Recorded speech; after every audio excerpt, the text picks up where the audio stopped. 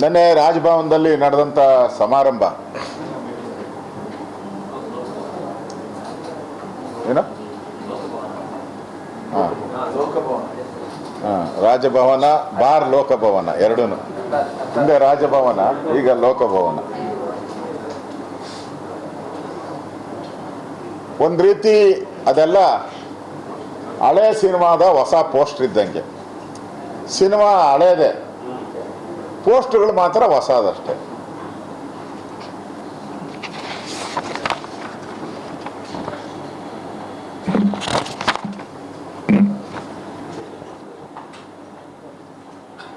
ಇಲ್ಲಿ ಮುಖ್ಯಮಂತ್ರಿಗಳ ಪದವಿದು ಅವ್ರ ಮನೆ ಬಾಗಿಲ ಮುಂದೆ ನೇಮ್ ಪ್ಲೇಟ್ ಚೇಂಜ್ ಆಗಿದೆ ಅಷ್ಟೇ. ಆದರೆ ಕರ್ನಾಟಕದ ಜನರ ಬದುಕಿನ ಕಷ್ಟಗಳೇನಿದೆ ಅದೇನು ಬದಲಾವಣೆ ಆಗೋ ಥರ ಏನು ಕಾಣಿಸ್ತಾ ಇಲ್ಲ. ಒಂದು ರೀತಿ ಅದೇ ಹಳೆ ಭ್ರಷ್ಟ ಮುಖಗಳು. ಕರ್ನಾಟಕದ ಜನ ಬಯಸಿದ್ರು ಏನೋ ಹೊಸತನ ಬರುತ್ತೆ, ಹೊಸದಾಗಿ ಮಂತ್ರಿಗಳು 20 ಜನ ಹೊಸ ಮಂತ್ರಿಗಳು ಬರ್ತದೆ, ಹೊಸ ಚೈತನ್ಯ ಬರ್ತದೆ, ಇಡೀ ಕರ್ನಾಟಕ ಚೈತನ್ಯದ ರೀತಿ ಕರ್ನಾಟಕನ ಮಾಡ್ತೀರಿ ಅಂತೇಳಿ ಮಾಧ್ಯಮದಲ್ಲಿ ಬಿಂಬಿತ ಆಗಿತ್ತು.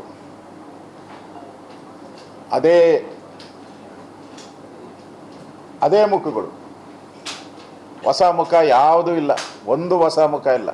ಒಂದೇ ಒಂದು ಹೊಸ ಇದೆ, ಅದು ತಂದೆ ಮಗನ ಪಾತ್ರದ್ದು. ಅದ್ಯಾವುದೋ ರಾಜ್ಕುಮಾರ್ ಪಿಕ್ಚರ್ ಬಂದಿತ್ತಲ್ಲ, ಮೆಚ್ಚಿದ ಮಗ ಮಗ, ಅದೊಂದು ಬಿಟ್ಟರೆ ಬೇರೆ ಯಾವುದೂ ಕೂಡ ಹೊಸ ಬದಲಾವಣೆ ಇಲ್ಲ. ಇದೊಂದು ರೀತಿ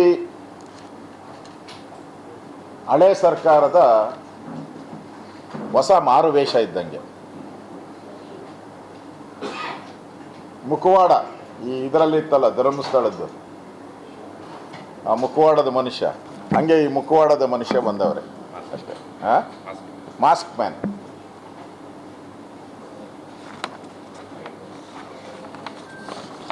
ಈಗಾಗಲೇ ರಾಜ್ಯದ ಜನ ಬರಗಾಲದ ಹೊಡೆತಕ್ಕೆ ನೊಂದಿದ್ದಾರೆ.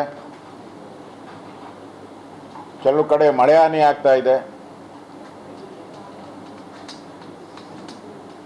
ಆತ್ಮಹತ್ಯೆಗಳಾಗ್ತಾ ಇದೆ. ಇಡೀ ದೇಶದಲ್ಲೇ ರೈತರ ಆತ್ಮಹತ್ಯೆ ನಮ್ಮ ರಾಜ್ಯ 2ನೇ ಸ್ಥಾನ ಪಡೆದಿದೆ.